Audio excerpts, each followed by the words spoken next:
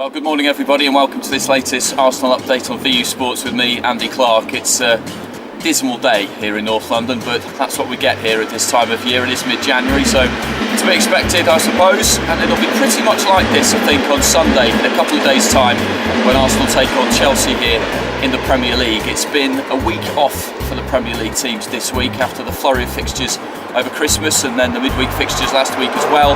Everybody's had a little bit of time to rest and recuperate, and for Arsenal that means that the injury list has got that little bit shorter. The manager was speaking yesterday, and Mesut Ozil, who missed the game against Stoke with a slight foot injury, will be back on Sunday, as we think will Alexis Sanchez. Wenger has been quite tight-lipped about Sanchez really over the last few weeks since he picked up that hamstring injury there.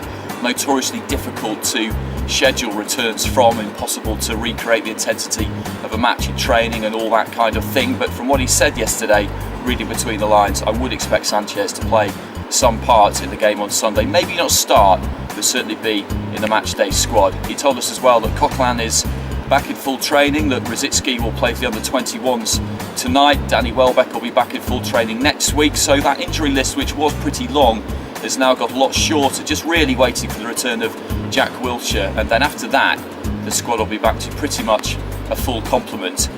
Chelsea are interesting opponents at the moment because nobody, as the manager said yesterday, can possibly have predicted what has happened to them this season, but he does still regard them as being direct rivals. He says the fact that Mourinho is no longer in the equation doesn't play too much of a part. He has a great deal of respect for Gus Hiddink, and he cannot see them being sucked into any kind of a relegation battle. Arsenal haven't beaten them in their last 8 league meetings. The last time was that famous 5-3 win at Stamford Bridge back at the end of October in 2011. They did beat them in a Community Shield at the start of the season, but to be honest, nobody really counts that. So home form key for Arsenal now, and they need to get the win against Chelsea on Sunday. Petr Cech, of course, will be up against his old club.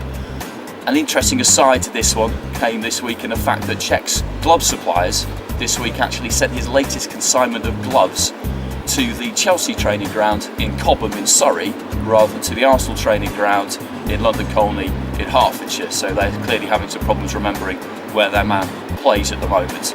And just one more thing to leave you with as well. It's 10 years this week since Theo Walcott signed for Arsenal, and when I discovered that, I could hardly believe it in a way, because it just shows how quickly time passes in a professional footballer's career. I remember him signing for Arsenal clearly. It was January the 20th, 2006. Even more vividly, I remember him being picked for the England squad for the 2006 World Cup. I was at the press conference that day when the squad was unveiled, and what they always do is announce each player's name, then provide some footage of their moments on the pitch. And the press conference actually had to be delayed by an hour because the FA didn't have any footage of Walcott. They didn't see it coming. They didn't expect Ericsson to put him in the squad, and we had to wait whilst they managed to cobble some together. There have been 2 World Cups since, neither of which Walcott has featured in, so he hasn't had too much luck on that front. But yeah, as I say, when I heard that news, it just shows you how quickly these players' careers pass by. Walcott, though, still only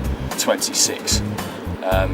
In that respect, though, it has been 12 years since Arsenal have won the league title, and I don't think their supporters would say that that has gone past in the blink of an eye. So, as I say, I think the weather, which isn't great here today, will be pretty much the same for the game against Chelsea on Sunday afternoon, so it should be another really good Premier League encounter. If you could hear some noise in the background during this update, by the way, that is the train lines. The train lines thunder past the Emirates at all times of day heading into King's Cross. So if you ever get a train into King's Cross when you're over in the UK, you'll go straight past the Emirates. It just turns up, looms large on your left hand side. So anyway, I will see you next week.